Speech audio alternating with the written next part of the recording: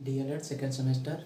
आज हम लोग पढ़ेंगे यूनिट 8, 8वां यूनिट है। इस यूनिट के अंतर्गत जो आप लोग का चैप्टर दिया है भोजन, स्वास्थ्य एवं रोग। तो आज के क्लास में हम लोग आपके सिलेबस में क्या दिया हुआ है इसके बारे में जानेंगे और फिर उसके बाद एक एक करके उसका डीप स्टडी किया जाएगा।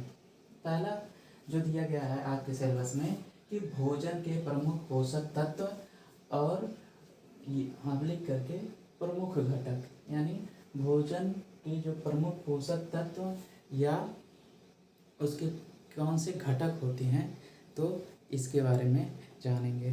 तो जो भोजन का प्रमुख घटक होता है उसमें आपके 5 दिया गया है।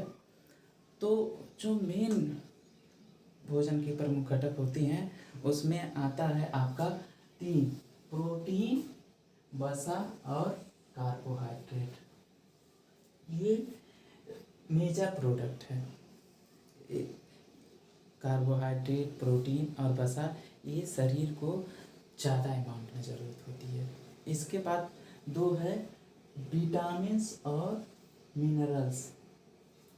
मिनरल्स को हिंदी में खनिज लवण भी कहते हैं। यह शरीर को बहुत कम मात्रा में लेकिन बड़ा ही नेसेसरी होता है। विटामिन्स में जैसे कई विटामिन्स आते हैं, vitamin A, B, C, D इत्यादि करके विटामिन्स हैं और इनको शरीर में बहुत कम मात्रा में लेकिन ये रोग से लड़ने के प्रति इसमें टॉलरेंस रहता है। फिर आता है मिनरल्स। मिनरल्स भी शरीर के लिए बहुत कम मात्रा में लेकिन ये शरीर के लिए बहुत ही आवश्यक होते हैं। जैसे आयोडीन की कमी से घेंघा रोग हो जाता है। आयोडीन जो कि मनुष्य को प्रतिदिन केवल सुई के नोक के बराबर की ज़रूरत होती है और इसकी कमी हो जाने से मनुष्य को घेंघा रोग या अन्य थायराइड संबंधी बीमारी से ग्रसित हो जाते हैं। दूसरा आपका दिया गया है संतुलित आहार।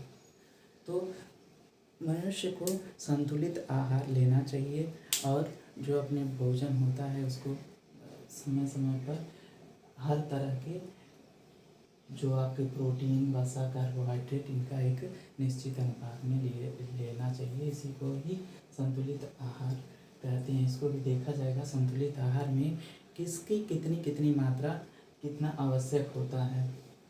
नेक्स्ट है पोषक तत्वों की कमी से होने वाले रोग।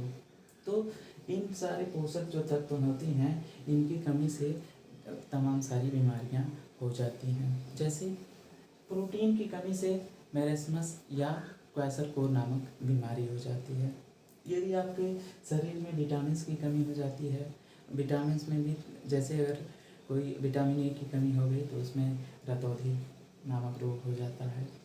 तो इसमें आपके जो यूनिट दिया गया है पोषक तत्वों की कमी से होने वाले रोग। तो पोषक तत्वों में अगर कोई कमी हो जाती है तो उससे क्या रोग होती हैं इसके बारे में जाना जाएगा।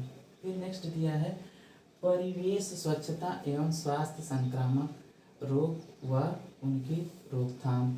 तो जो हमारा परिवेश है इस परिवेश में स्वच्छता न रहने पर तमाम सारी बीमारियां उत्पन्न होती हैं। तो इसमें कुछ जीवाणु, विषाणु से भी रोग फैलते हैं। अभी वर्तमान समय में ही देखा जाए तो एक विषाणु से पूरे दुनिया ग्रसित है रोग से, वो कोरोना वायरस है और जिसका अभी कोई इलाज नहीं है।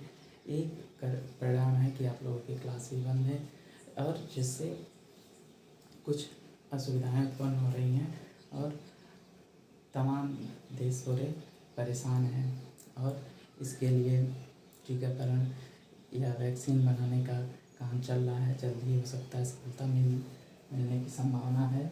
और कुछ ऐसे रोग होते हैं जो हमारे पर्यावरण से भी फैलते रहते हैं, जो कि ना बैक्टीरिया और वायरस के ना होते हुए भी फैल रहे हैं। जैसे हमारा प्रदूषण, हमारे जो वातावरण है वो प्रदूषित हो गया है। धुएं के कारण भी तमाम सारी बीमारियां हो रही हैं। धुएं में भी तमाम तरह की गैसें हैं जिनसे बीमारियां होती हैं। एग्जाम्पल के तौर पर अगर धुएं की मात्रा बढ़ जाती है तो हमें फेफड़े संबंधी बीमारियों से ग्रसित हो जाते हैं। और जो हमारे स्वास्थ्य में को प्रभावित करते हैं कुछ ऐसे रेडियो एक्टिव पदार्थ हैं। रेडियो एक्टिव पदार्थ से रेडिएशन निकलता है जिससे कैंसर और त्वचा संबंधी बीमारी से लोग ग्रसित हो जा रहे हैं। नेक्स्ट आपका दिया है कि टीकाकरण अभियान। टीकाकरण अभियान बैक्टीरिया और वायरस से लड़ने के लिए ये डोज पहले दे दिया जाता है, टीके के रूप में बनाया जाता है, जिससे रोग से लड़ने की क्षमता बढ़ जाती है। रोग से लड़ने की क्षमता बढ़ जाती है और इससे क्या होता है कि हमारा शरीर जो है उनसे रोग प्रतिरोधक क्षमता गेन कर लेता है। तो इस तरह से हम एक एक करके आप लोगों के जो सिलेबस में दिया गया है उसकी डीप स्टडी करेंगे। तब तक के लिए